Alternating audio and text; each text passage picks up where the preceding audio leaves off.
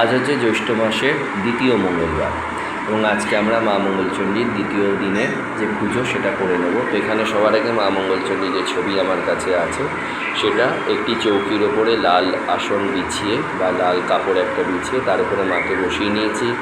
মায়ের কোলের কাছে রেখে দিয়েছি পান, তার সাথে জোড়া কলা, সুপুরি, একটা খিলি যেটা দিতে হয় মা মঙ্গলচণ্ডীর কাছে জয় মঙ্গলবারে পুজোর সময়। এখানে আমি কলা পাতা দিয়ে খিলি বানাতে পারিনি, কারণ যাকে কলা পাতা আনতে বলা হয়েছিল সে আনেনি। পান দিয়ে করে দিয়েছি খিলি। এখানে মা দুর্গা দশভূজা মূর্তিও বসিয়ে নিয়েছি আর বসিয়ে নিয়েছি বাবা গণেশকে।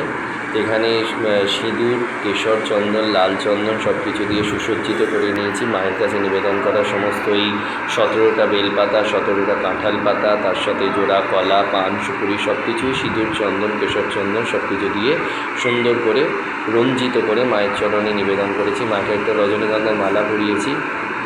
মায়ের ছবিতেও সিঁদুর, চন্দন সব কিছু নিবেদন করা হয়ে গেছে।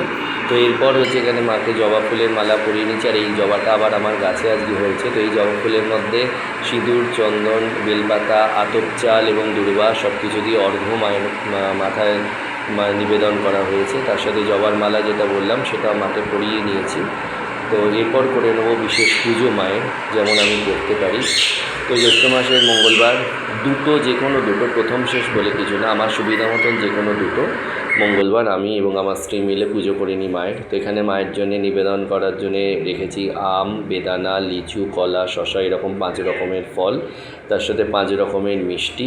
সেগুলো মায়ের এখানে প্রসাদ হিসেবে মাকে নিবেদন করার জন্য রাখা আছে।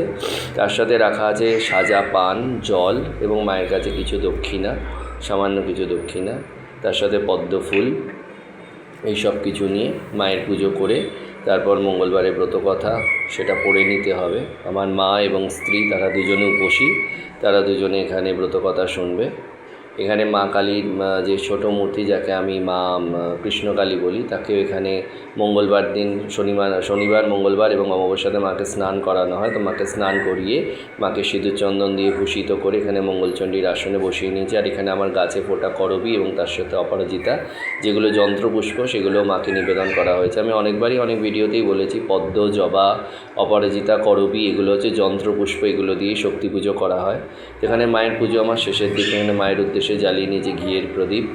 মাকে ধূপ, ধুনো সব কিছু নিবেদন করা হয়ে গেছে। পুষ্পাঞ্জলি মায়ের চরণে নিবেদন করা হয়ে গেছে। এরপর ব্রতকথা পড়ে মায়ের আরতি করে নেওয়া হবে, পূর্ণ আরতি করা হবে মায়ের।